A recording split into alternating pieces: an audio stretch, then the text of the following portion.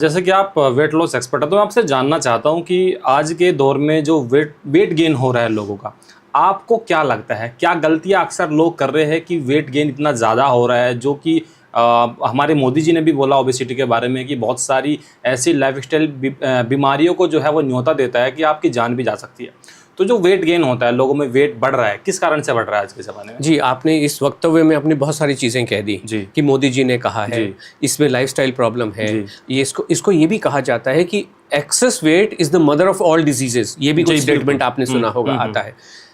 लेकिन ये बहुत मुश्किल काम नहीं है। आपने कहा गेन होता क्यों है? गेन इसीलिए होता है जब आप खाना खाने से डरने लगते हैं और खाना खाते नहीं हैं तो वेट बढ़ता है। एक्चुअली आप खाना इसलिए बंद करते हैं, बहुत सारे लोग, उनके मन में ये धारणा न जाने कहाँ से आई है या लोगों ने ऐसा मन में डाल दिया गया है कि खाना खाने से वज़न बढ़ता है, बल्कि ऐसा बिल्कुल भी नहीं है। खाना न खाने से, चाहे वो इंटरमिटेंट फास्टिंग हो या नॉर्मल फास्टिंग हो, जो मंगलवार की फास्टिंग हो सकती है, कोई भी फास्टिंग हो सकती है, उसकी वजह से ही वज़न बढ़ता है। खाना खाने से, नॉर्मल खाना खाने से, मनपसंद खाना पेट भर के समय समय पे खाने से ही वज़न कम होता है। वज़न कम करना, आपने बिल्कुल सही कहा, चुटकी बजाने वाला काम है। बहुत ज़्यादा समय लगता नहीं है, ये एक्चुअली चुटकी बजाते कम होता है। ओके जी। लेकिन आपने जैसा बोला खाना खाओगे तो वेट कम होगा, ये ऐसा लगता है सुनने में कि जो गंगा है उल्टी बह रही है। क्योंकि आजकल जो हमारा इंटरनेट का जो ज़माना है या फिर जो हमारी बुक्स है, बहुत सारी रिसर्च है, वो तो आपके उलट एकदम सारे के सारे बातें करते हैं, लेकिन आप उनसे एकदम 360 एकदम उल्टा आप बात करते हैं। क्यों? मतलब आपको ऐसा क्या लगता है कि वे लोग जो ऐसा बोल रहे हैं वो या तो अधूरा सच बता रहे हैं या वो झूठ बोल रहे हैं? आपके पास ऐसा क्या कॉन्सेप्ट है कि आप उनकी बातों को पूरी तरीके से खारिज कर सकते हैं? आपने कहा उल्टी गंगा। जी। उल्टी गंगा इस पूरी दुनिया में एक ही जगह बहती है जी। और वो पूरी दुनिया का सबसे पवित्र स्थल माना जाता है जहाँ पे भी उल्टी गंगा बहती है। अच्छा। क्या आपको पता है कहाँ बहती है? जी नहीं पता। वाराणसी में बहती है। अच्छा। वाराणसी के, इसीलिए वाराणसी के बारे में ये कहा जाता है कि वहाँ का गंगा जल लाया नहीं जाता है। हरिद्वार से आप गंगा जल ले जा सकते हैं, जो हमने सुना है। और वहीं पे एक जगह है, वहाँ पे गंगा उल्टी बहती है और सबसे पवित्र स्थल है। एक्चुअली हम उल्टे नहीं बह रहे जी। उल्टे ये बाकी लोग जो एक्सपर्ट हैं, जो खाना ना खाने को कहते हैं, इन्होंने उल्टी गंगा बहा रखी है, या इनका जो सिस्टम है वो बिल्कुल उल्टा है। अब आप पूछेंगे ऐसा क्यों? हाँ।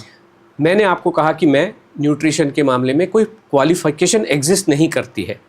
इस वजह से हम आउट ऑफ द बुक्स सोच सके। ये जितने आपने कहा बाकी लोग मतलब कौन? जो डाइटिशियंस है, जो न्यूट्रिशनिस्ट है या मेडिकल प्रोफेशनल है, जिन्होंने कुछ किताबें पढ़ी है। न्यूट्रिशनिस्ट का मतलब क्या हुआ? किसी ने कुछ किताब पढ़ी है।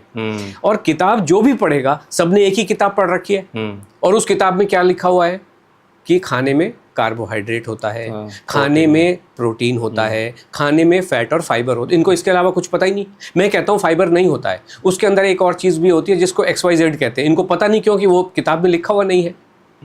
तो इस वजह से ये सारे लोग एक ही भाषा बोलते हैं। इसको ऐसे समझते हैं जी कि जैसे मान लीजिए हिंदू धर्म की एक पुस्तक का नाम बताइए।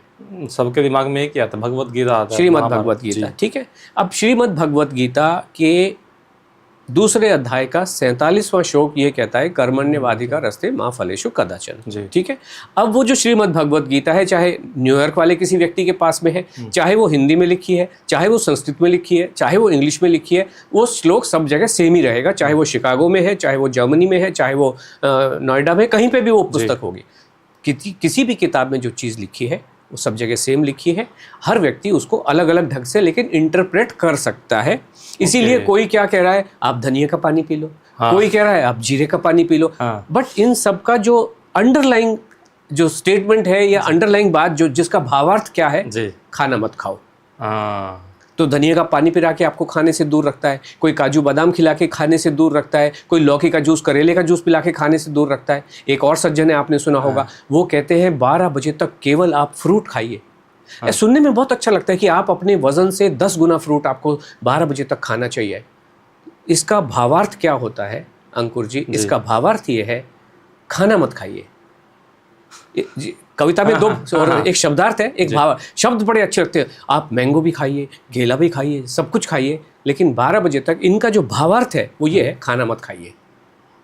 उसके बाद ये कहते हैं, जब आप लंच लेने बैठे हैं, जो मर्जी खाना खाइए, सब कुछ खाइए, लेकिन कंडीशन है। क्या कंडीशन है? पहले एक प्लेट 1 लीजिए, उसमें आप सलाद कितनी लीजिए? जितना आपका वजन है उससे 5 गुना 5 ग्राम सलाद लीजिए। यानी आप सोचिए अगर कोई व्यक्ति है जो 100 किलो का है, वजन कम करना चाह रहा है, 500 ग्राम सलाद खाएगा खाना खाने से पहले। आधा किलो सलाद कचर कचर करके, सलाद का मतलब 25 सब्जियां, चाहे वो गाजर हो, चाहे आधा किलो सलाद खाने के बाद आपके पास किसी भी व्यक्ति के पास में जगह बचेगी चौथाई रोटी खाने की भी। तो शब्दार्थ ये है कि आप सब कुछ खाइए, लेकिन पहले प्लेट 1 खा लीजिए, प्लेट 1। लेकिन इसका भावार्थ ये है खाना बिल्कुल भी नहीं खाना है। ये हिम्मत नहीं है किसी में भी खाना खिलाने, इसी वजह से परेशानियां। जिस वक्त कोई व्यक्ति दाल चावल रोटी सब्जी खाना शुरू करता है ना अंकुर जी, वजन तो ऐसे जाता है, एक्चुअली ऐसे ही जाता है।